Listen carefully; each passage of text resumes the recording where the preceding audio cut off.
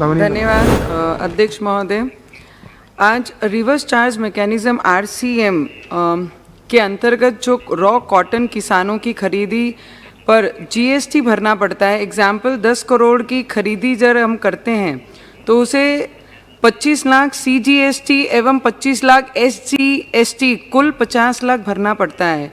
कपास के cotton ball बनाने के बाद अगर 5 करोड़ के माल दूसरे राज्य में बेचने पर IGST 25 लाख भरना पड़ता है और CGST क्रेडिट से ऑफसेट हो जाता है। ऐसे में हमारे पास 25 लाख का क्रेडिट GST का खाते में जमा रह जाता है। अगर बचा हुआ 5 करोड़ सेल अपने ही राज्य में ही करते हैं तो भी 12.5 लाख रुपए का CGST और 12.5 लाख रुपए SGST भरना पड़ता है। ऐसे सरकार के पास 25 लाख जमा होने के बावजूद अलग से भरना पड़ता है।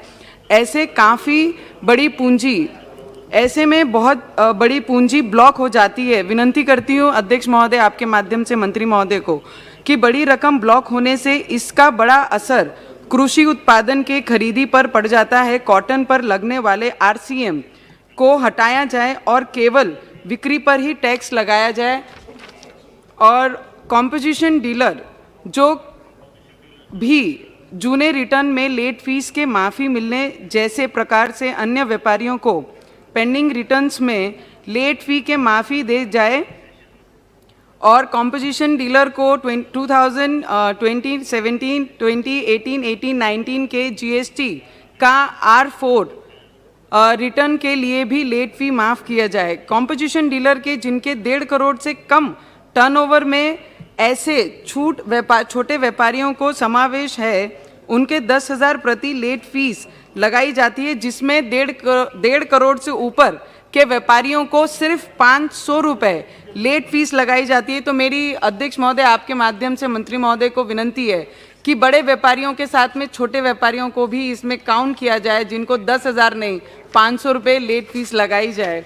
और कोविड-19 महामारी में पूरे देश को रोका गया है। 1 मिनट सिर्फ लास्ट अध्यक्ष महोदय, कोविड-19 के महामारी में पूरे देश को रोक गया है और छोटे व्यापारियों से लेकर बड़े व्यापारियों तथा उद्योग रुक गए हैं। इस महामारी में जून तक जो कोविड के चलते GST में छूट दी गई है and I congratulate the minister, finance minister की जिन्होंने जून तक जो छूट दी है उसको 1 साल और बढ़ाई जाए, जिससे छोटे बड़े व्यापारियों को राहत मिलेगी और अपने व्यापारों को वो आगे बंद होने से कहीं ना कहीं रोक पाएंगे और बेरोजगारी वो वहाँ पर रोक सकते हैं।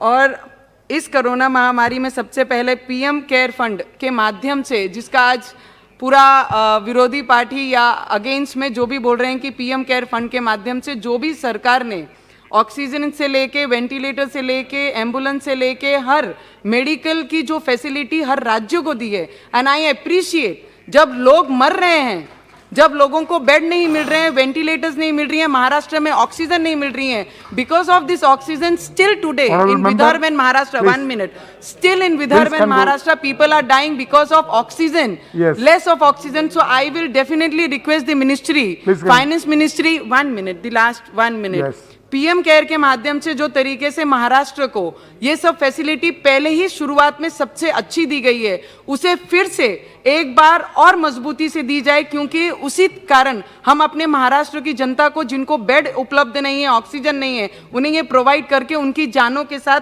हम बचा सकें। तो I definitely support this PM care fund and this bill. I thank you so much to bring this bill up and support the normal person. Thank you so much.